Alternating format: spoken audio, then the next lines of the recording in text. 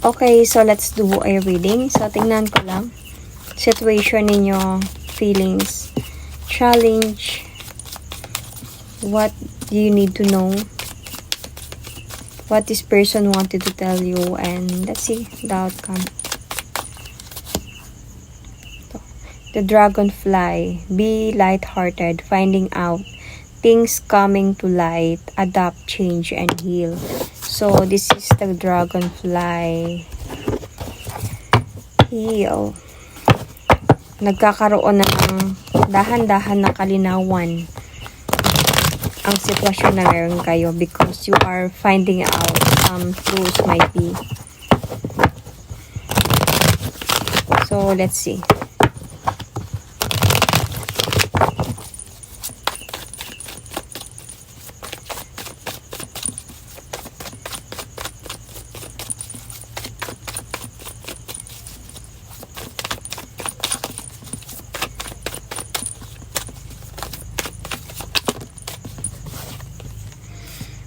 Option. Hindi alam kung sino yung pipiliin. Or decision to, I don't know. See? Somebody walk away emotionally because of an option. Ikaw ba yung option dito or may option bang iba sa relasyon ninyo? Okay. Oh, this is a new beginning. Okay, so feeling ko dito with the 4 of Cups here and 8 of Swords is having trapped in a situation and parang it seems like hindi mo nagugustuhan to. Hindi mo na-appreciate to, mga to. So, kaya siguro dito that you have walk away emotionally from this relationship. You are trying right now na mag-focus sa sarili mo. Self-care. But, gusto mo pa din yung mga plano na ginawa ninyong dalawa. Yung magsasama kayo in a long run. I can sense here na parang nagkaroon ng cheating. Yeah, nagkaroon ng option dito. This person move forward to someone. I can see pag ba ikaw yung naging option dito.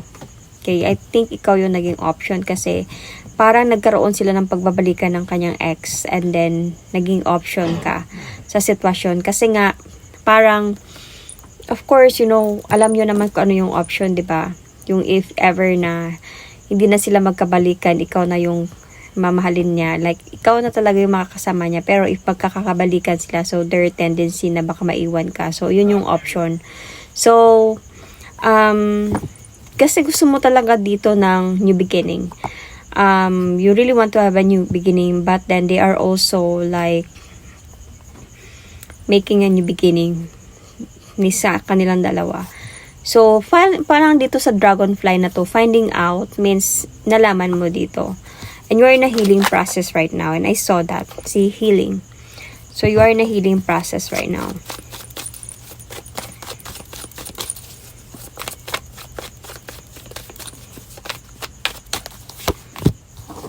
Masakit sa'yo. Ang hirap to. Itong healing process mo, mahirap yung moving on process mo dito. Because you still wanted to save your relationship. May mga bagay kayong pinagplanuhan na nahirapan ka talagang tanggapin. Nahirapan ka na hindi ka makapaniwala na yung mga pinagplanuhan ninyong dalawa is hindi mo alam kung totoo ba yun or hindi na. You are very trapped in a situation. This time, very disappointed ka. And you might be an LDR, okay? And nalaman mo that this person is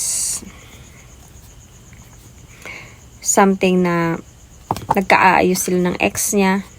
So, parang para sa'yo, hindi ka nakatulog sa gabi and you really want the judgment here. Gusto mo ng explanation. Gusto mo na ayusin mo ang mga dapat ayusin mo sa sitwasyon. Kasi nahirapan ako. I am in a healing process pero ang sakit sa akin yung mga nangyari ito. Finding out the truth. It's really hard for me. So, let's see.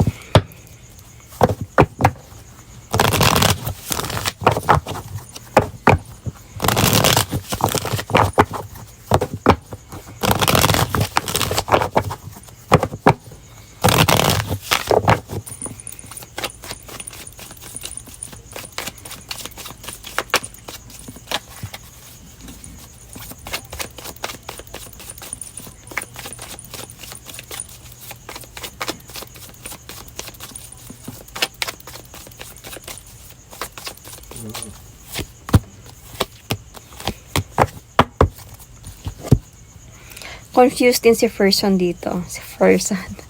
Confused din si person dito kasi like nandun siya sa point na hindi niya din na-appreciate yung mga nangyayari this time sa buhay niya. Anyway, let's see, I wanted to clarify. This time, I need to clarify this. Kung sino tong mahal niya talaga. Kasi feeling ko ikaw to eh. Minahal ka niya or mahal ka niya this time.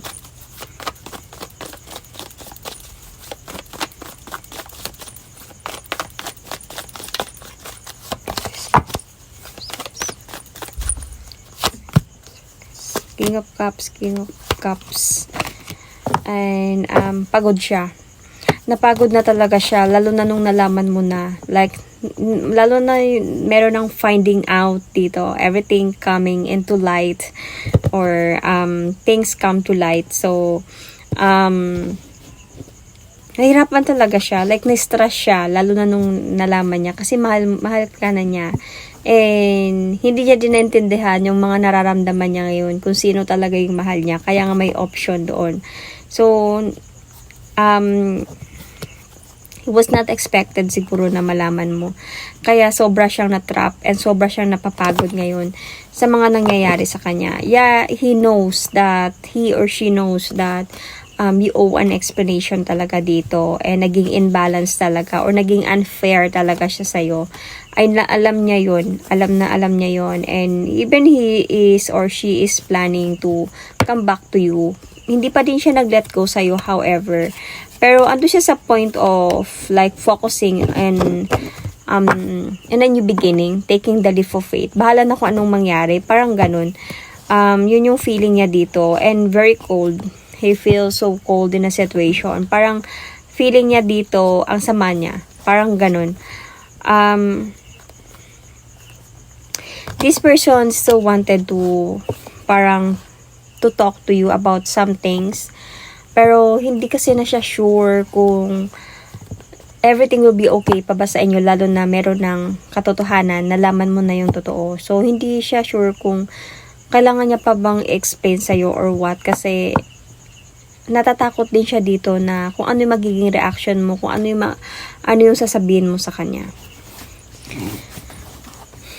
So, ano yung feeling niya dito? I mean, mo. Ano yung feeling mo?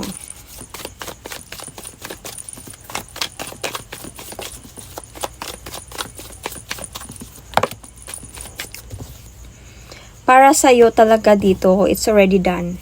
Tapos na tayo. So, wait lang, ang dami. Pero you really need explanation. You want a judgment sa mga nangyari dito. You don't even want to talk to. You are gathering some information about this truth na nalaman mo. Kahit pa paano nag-i-spy ka pa din or naghahanap ka pa din ng information, how truth it is this. Totoo ba talaga to? Pero para sa'yo, you are done. Sobrang sakit na ginawa mo sa akin, tapos na tayo. Pero kaya bakit ka naghahanap ka pa ng truth or more truth, ganun, ng yung alam mo yung ideas or nag-i-spy ka pa somehow because nagmahalan talaga kayo ng taong ito. And parang hindi ka makapaniwala na nagawa niya yun sa'yo. And ando sa point that kung umalis ka sa sitwasyon, hindi mo talaga ginusto yun. You still wanted to fight, pero somehow, when things come to light, parang andun na sa point na you wanted the changes. Kana dito din yung change sa Oracle card. So, you wanted the changes already. Kasi, nagiging unfair na. May humahadlang na sa inyo or sa mga pwedeng mangyari sa inyo. So, honestly, you are still waiting here for this person to come back, to explain to you, even to come back to you. Pero, parang andun ka sa point na pinapatigas mo yung nararamdaman mo dito that we're done. Ayoko na, parang ganun. Nasaktan ako talaga. .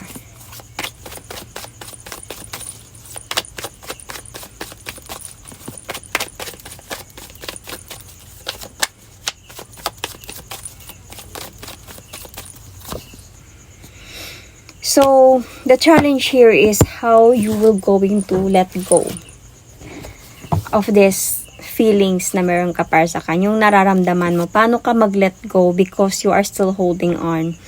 Hindi ka pa talaga naka-let go from this person. It's really hard and you really wanted to have a changes already. You need to let go. You need to end the cycle, to have a changes in your life. But the challenge, yun yung nagiging challenge sa'yo. Kasi nga, ang sakit ng ginawa niya para sa'yo. Okay, nagmahalan kayo. Mahal ka pa nga hanggang ngayon eh. Even you really want a justice sa mga nangyari. Bago mo man lang tanggapin and mag-move on na. You want the justice first. You want a revenge, something like that. So, because of the clarity na nangyari, because of the clarity ng cheating na ginawa niya sa'yo, because you thought that this person will going to offer you a victory, marriage, goes together, and you are holding on to that promises, you are holding on to that plan. And kahit sabihin natin na ngayon, and 'di ba sabi ko na mamatigas ka ngayon na tapos na tayo, we're done, ayoko na, separate na talaga. Para sa I still wanted to have parang alam mo yung hope.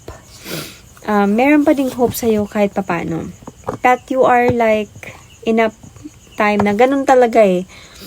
Ganun talaga, nasa process of moving on ka na ngayon kasi ganun talaga yung feeling na gusto mo pa pero ayoko nang ipakita sa kanya or ayoko nang iparamdam sa kanya na nagmamakaawa ko or gusto ko pa.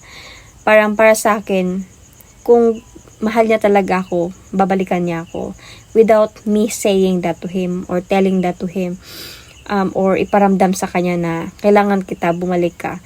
Kung mahal niya talaga ako, kailangan siya mismo without my presence or without my actions na gagawa ng anything, babalik siya sa akin. So, this is your challenge. Dahil nga, you cannot let go pa rin, masakit sa yung mga nangyari. Okay. So,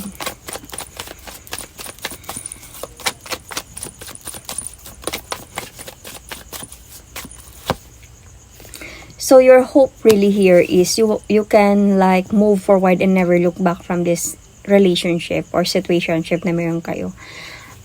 Gusto mo na mag-move forward and ayaw mo na talagang bumalik. Gusto mo maka-move on ng agad-agad na. And yun yung hope mo dito talaga.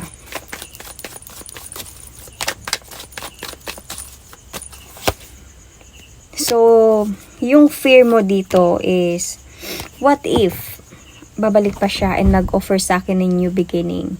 What if pag nag-let go na ako or nagtumanggap na ako ng suitors or something, then bumalik siya sa akin and mag-offer sa akin ng victory like what he did or she did offer to me before. Okay? She or he na lang yung sasabihin ko because this is for everyone sa mga makaresonate. What if ganun yung fear mo dito, somehow kasi gusto mo pa din talaga ayusin yung mga dapat ayusin. You still feel or you still hoping that this person babalik pa talaga siya sa'yo because nga hindi ka makapaniwala dahil nga nagmahalan talaga kayo. Then the truth came out and hindi ka makapaniwala na ganun yung gagawin niya. Parang para sa'yo, hindi, mahal niya talaga ako, alam ko yun, parang ganun. So, pero everything meron na kasing may ebidensya na siguro, nalaman mo na or something. So, you know already the truth. It's just so hard for you to let go lang. So, yung fear mo dito, baka kung tatanggap ka na ng iba sa buhay mo, is baka babalik siya. So, ang maganda kasi talaga dito, pag bago pa lang talaga kayo naghiwalay, wag ka muna talagang tumanggap. Hindi naman ibig sabihin na you're going to close your doors. Ibig sabihin lang no, na maging okay ka lang. Like, to be single is okay even how many years until sa maka-move on ka na ng maayos. Kasi, yung nagsasabi na move on na ako ng ilang months pa lang sila, hindi yun totally like sobrang na in love sila sa isang tao kung ganun sila maka-move on. Kasi kung mahal mo talaga yung isang tao, ang hirap mag-move on. Even years, it's really hard pa rin mag-move on. Kasi moving on, it means that pwede mo nang harapin yung tao to talk to this person Okay? To reconcile and be friends or something like that. Or makita mo man siya, kung makita mo man siya, parang wala ka nang nararamdaman. Or hindi ka na even to think about posting something about this person, magpaparinig or even, andun na sa point na it's nothing. Wala na ka nang nararamdaman, okay ka na, and you don't care about ano man yung maririnig mo about sa kanya. Hindi ka galit, hindi ka malungkot, hindi ka nasasaktan, normal lang. So that means hindi mo na talaga siya kailangan sa buhay mo. That means move on ka na. That time, pwede ka na talagang to accept person in your life. So, dito sa part mo, dito sa story mo, kung sino man naka-resonate nito, is parang feeling mo gusto mo humanap ng iba to top your pain para makalimutan mo siya. Kasi gusto mo talaga agad na makamove on dahil sa hindi mo matanggap kung yung ginawa niya sa'yo. So, yun yung fear mo dito. What if? Ganyan-ganyan. So, ano yung... Let's see, another one.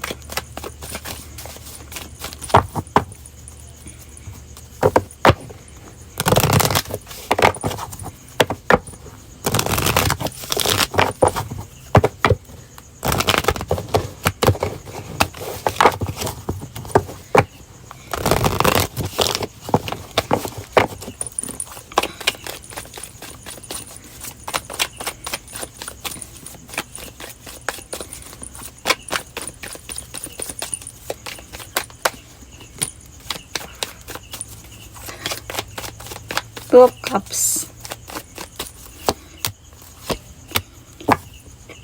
Oh my God. Since wala nga kayong communication ng person na to, you don't know what is happening sa kanya ngayon. Pero ang hindi mo alam dito, what you need to know here, that this person, gusto niya talagang bumalik sa'yo. This person is still looking in your relationship. Nakatingin pa din siya dito and meron pa din siyang confident na magkabalikan pa din kayo. The sad thing here is yung sa isa, meron siyang planong putulin yung relasyon nila. Parang meron siyang plano na putulin yun and to be with you. Yun yung naiisip niya, na magkabalikan kayo ulit to offer you a new beginning and to make an effort para sa'yo and magsama kayo ulit to build a family with you. Something, ikaw talaga yung gusto niyang piliin. May plano siya to cut off. Kasi sa part doon sa isa, parang nanlalamig siya, nagiging stress siya, parang hindi siya how he treat you, hindi ganun yung pag-treat niya doon sa isa. So, pero hindi pa din siya sure sa mga pwedeng mangyari kung yung plano na yon is magagawa niya. Hindi siya sure dito, kaya nga meron na ding pagod sa kanya dito because of the unsureness. Na baka sa time na yon, kasi hindi naman ito madali na mangyari, hindi naman ito sabihin na isang araw lang hiwalayan niya yun, bumalik siya sa'yo, maging okay na ang lahat, diba? Hindi siya ganun kadali. This is a plan. Meron siyang kailangan gawin, meron siyang kailangan na patunayan or whatever bago niya gawin yun. So, it takes a long time, days, months, we don't know. So, hindi siya sure kasi baka pagbalik niya sa'yo, baka may iba ka na, something like that. Kasi I think we don't have communication with this person. And hindi din siya sure na kasi baka makonsensya siya or whatever. Hindi siya sure kasi baka darating yung araw magkakaayos din sila, darating yung araw matutunan ka din niyang kalimutan or matutunan niya din i-accept yung mga nangyari sa'yo. So, per this time, yun yung hindi mo alam na may plano siyang bumalik sa'yo talaga. Yun yung gusto niya mangyari talaga. Hindi siya nakakatulog sa gabi kasi ang gusto niya lang talaga kung bumalik siya sa'yo, gusto niya yung maayos ang lahat, yung walang gagalit sa kanya, walang nasasaktan, yung bumalik lang siya sa'yo ng alam niyo yung freedom, may freedom kayong dalawa pareho. So, ganun yung gusto niya talaga. Yung mag-offer siya sa'yo ng marriage ba, ng formal, yung ganun. Pero alam niya kasi it's hard talaga. Lalo man na if this person is married person. So, hindi ko naman sasabihin na this is for married. Pwede siya sa mga live-in, sa may na anak, something like that. Or, just a girlfriend. It's up to you kung saan kayo naka-resonate. At anyway, hindi, para sa kanya hindi ganun kadali yun. Kasi ayaw niya yung may nasasaktan. Ayaw niya yung may nalulungkot. Ayaw niya din na baka may gugulo. So, yun yung what you need to know about him, about the situation na meron kayo. Before you decide on anything.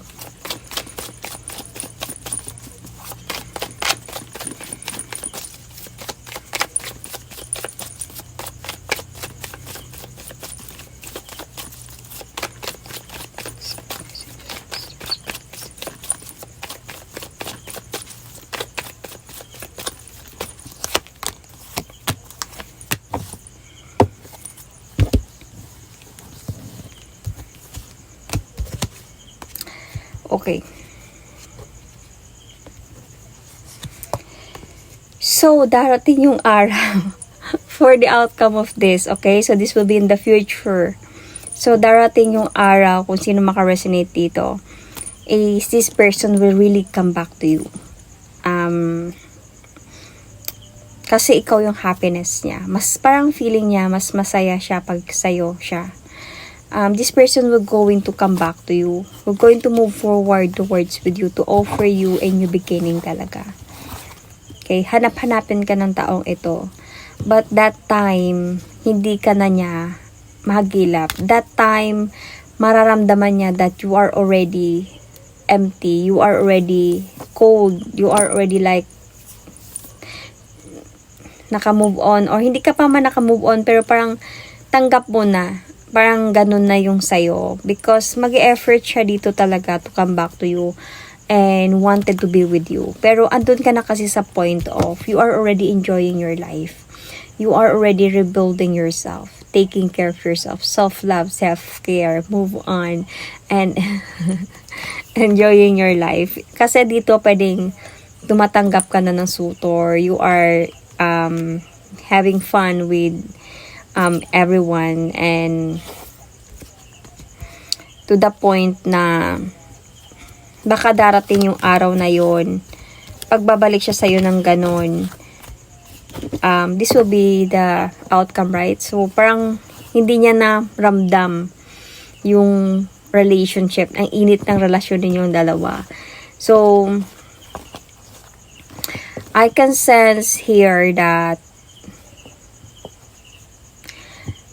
for my advice, for my advice here, or advice ng tarot card dito,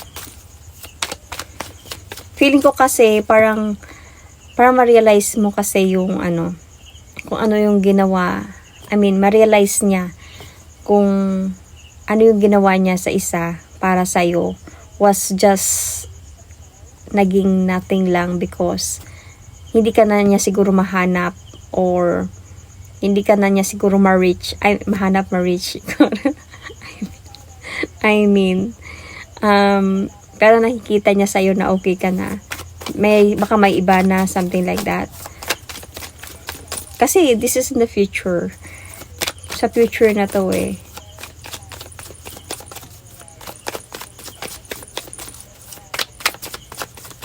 Parang everything has changed already.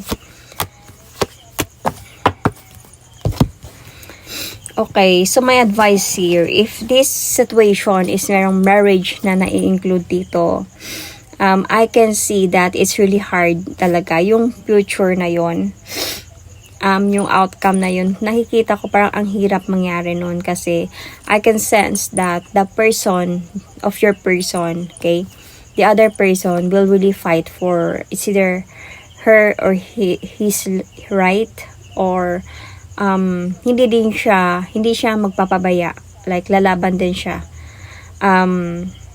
Puputulin niya yung connection na meron kayo hanggang sa kaya niya, ganon. Because she has the right, might be this is the marriage card and this is the person. So, kung ganon sila, then surely has the right. Kung wala naman, okay, so, kung hindi naman is like, she just will going to fight for her feelings or for her love towards that person as well. So, gagawin niya ang lahat to cut off your connection talaga. So, parang nakikita ko dito, magde-decide ka na lang talaga dito to have a new beginning with yourself. Anyway, yun naman talaga yung decision mo. Ang ano lang naman kasi dito dun sa person mo. Yun naman talaga yung decision mo. Wala ka naman na balak na ilaban pa, wala ka nang balak na na gumulo.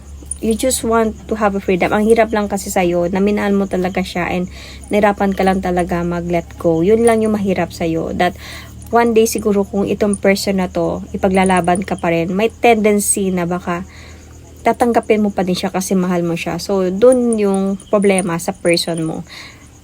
Kasi nakikita ko sa person mo, gusto niya talaga na ikaw pa din yung gusto niya makasama. So, parang dito sa you will going to decide talaga dito. You will going to decide to find yung beginning to walk away calmly in a situation because this person or your person need to be na this time. Parang kailangan niya nang ayusin yung yung buhay niya and kailangan niya na maging practical sa buhay niya. And feeling ko din dito ayaw mo na din masaktan. So ito pala yung advice, right? So yun yung gagawin mo. You need to walk away. You need to find your new beginning here. Kailangan mo mag-decide to be this. Okay? To be single and find your goals. Okay? Proceed toward your goals, be successful, something like that. Ano yung gusto mong gawin sa buhay mo as a single, enjoy your life as a single, have self-care, self-love, be with your friends and family, find your new beginning, and you need to decide this time to walk away calmly in the situation. Kasi kailangan mo talaga dito magkaroon ng realization, or magkaroon ka ng spiritual awakening. You need to heal totally. Kasi kung itong person na to babalik sa'yo, kung mahal mo pa rin talaga siya, merong tendency na tatanggapin mo pa din talaga siya eh. So, kailangan mo magkaroon ng complete healing dito kasi masasaktan at masasaktan ka pa din. Kung itutuloy mo pa din yung plano ninyo or plano mo, kung baka may magkakaroon kayo ng communication ng secret and may plano kayo, kung itutuloy nyo, masasaktan at masasaktan ka pa din. Dahil hindi kayo tatanang-tanan ng isang person na yun. Kasi hindi din siya magpaparaya. Lalaban din siya sa right niya or lalaban din siya sa nararamdaman niya para doon sa taong yun. So, may PDR couple kasi nandito yung King and Queen of Swords. Yun yung advice ko. So, you just need to find the enlightenment of your life as early as now sa mga nangyari. Kasi future pa naman yun. So, sa mga nangyari, as early as now, kailangan mo ang tanggapin. Alam ko, mahal mo siya, pero it's just like this. Hindi ka naman mag-move on kung hindi mo mahal yung tao eh. 'Di ba? Pag hindi mo naman mahal yung tao, what for na magsasabi kang mag-move on ka? It's just nothing. Parang ganun lang kung hindi mo naman mahal yung tao. Syempre, mahal mo yung tao. Mahirapan ka talaga dito. Kasi nga, walang moving on ang madali. Kasi kung madali para sa'yo yung move on, hindi mo mahal yung taong yun. Hindi move on ang tawag doon.